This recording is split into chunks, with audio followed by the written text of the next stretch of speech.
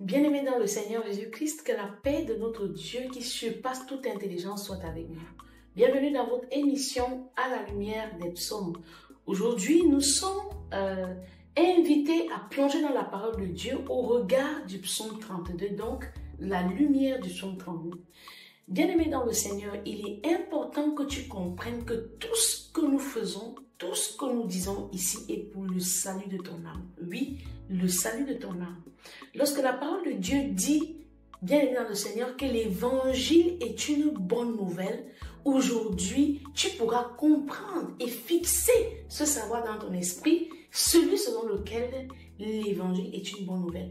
Quand les gens le disent, on voit comment des personnes coulent dans la douleur. On voit comment des personnes coulent dans la maladie. On voit comment même ceux qui sont déjà dans la maison de Dieu, si tu lui demandes, c'est quoi la bonne nouvelle que l'évangile vous annonce? Certains vont te parler de l'apôtre Jean, d'autres vont te parler de l'apôtre Paul. Et dans cette confusion-là, l'œuvre merveilleuse de la croix devient inaccessible, même pour ceux qui sont convertis, car la perdition ne vient pas de ceux qu'on n'est pas converti, mais elle vient de l'ignorance. Je peux donc être converti, né de nouveau, mais étant dans l'ignorance de certains principes bibliques, et ça me plonge automatiquement dans la perdition. Donc aujourd'hui, le psaume 32 va nous révéler sa lumière. Donc, bienvenue dans la lumière du psaume 32. Nous allons donc expliquer les fondamentaux de ce qu'est la rémission du péché. Lorsque nous avons grandi dans la religion, on a mal compris ce qu'était la repentance, la rémission du péché ou la confession du péché. Donc, le diable a usé de ruses pour détourner la puissance de ce qu'était la repentance et a conduit les hommes à se confier aux hommes au lieu de se confier à celui qui est, la Bible déclare que celui vers qui nous devons adresser nos prières, qui n'est rien d'autre que l'Éternel des armées, le roi de gloire, Jésus-Christ de Nazareth. La parole de Dieu est le remède pour les péchés.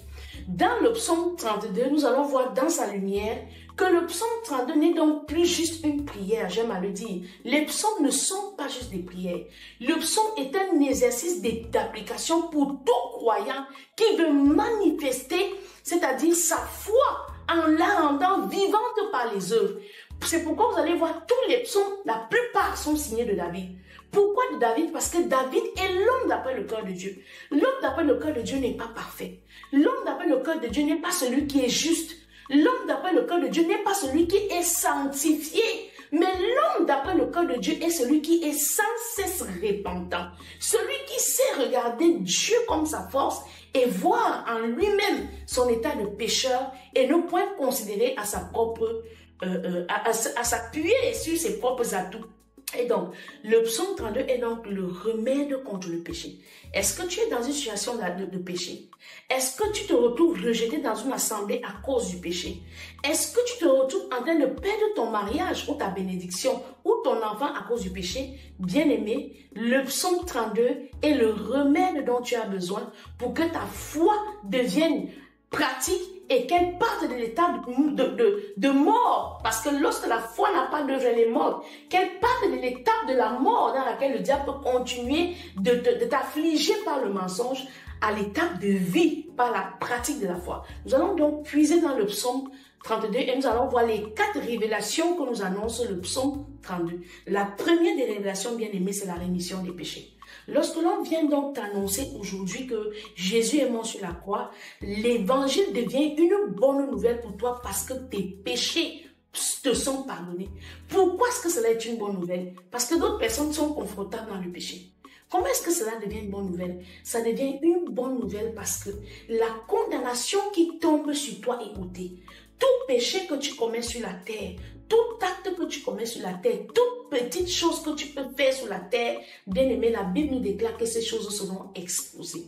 Elles seront mises en évidence, elles seront amenées à la lumière et tu devras passer en jugement pour cela. Est-ce que tu as menti? Tu seras jugé pour le mensonge.